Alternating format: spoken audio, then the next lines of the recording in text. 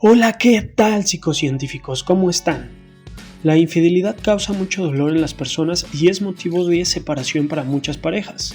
En México esta práctica ha ido en aumento, pero ¿sabías que nuestro cerebro nos puede provocar que seamos infieles? Si te interesa saber el por qué, no te puedes perder el video.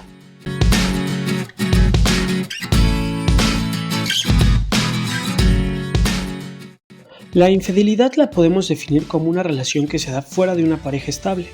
Esta rompe el compromiso de lealtad sentimental que se establece en las parejas.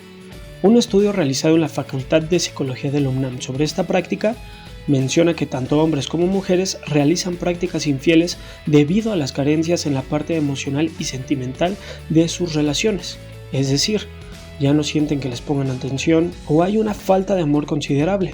Estos aspectos son fundamentales en la relación de pareja.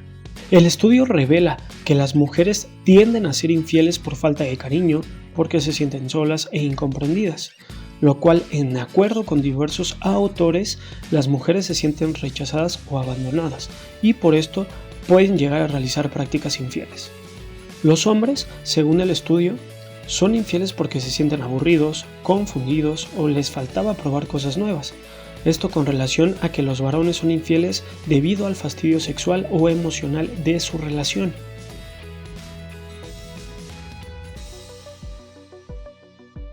El doctor Eduardo Calixto, que es uno de los neurocientíficos más importantes de América Latina, nos brinda una explicación de la relación entre el cerebro y la infidelidad. Hay dos estructuras cerebrales que se ven involucradas: la región frontal. Esta región se encuentra arriba de los ojos y se encarga de la inteligencia, los frenos morales, la madurez social e intelectual, y el sistema límbico, también llamado cerebro emocional. Este se encarga del enojo, la ira, el odio, los celos y el deseo. La atracción por otra persona se guarda en el sistema límbico. La infidelidad provoca que la región frontal encargada del freno moral disminuya y el sistema límbico encargada del deseo aumente, es decir, el sistema límbico le gana a la región frontal. Por eso es que las prácticas infieles, dependiendo del resultado, puede ser que se hagan de forma repetitiva. Deja en los comentarios qué temas de pareja relacionados con la psicología te interesan. Nosotros realizaremos los videos para que tú los puedas ver y te podamos explicar o aclarar tus dudas. No olvides dejar tu comentario.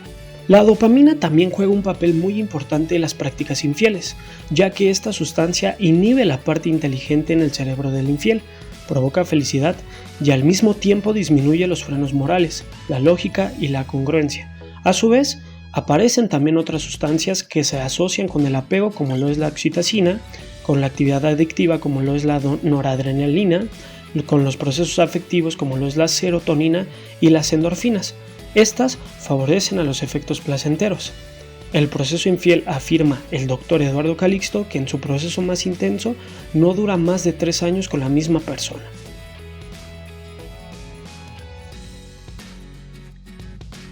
Si quieres demostrarnos tu apoyo, no olvides dejar tu like. Y si quieres seguir viendo contenido como este, no olvides suscribirte a nuestro canal de YouTube.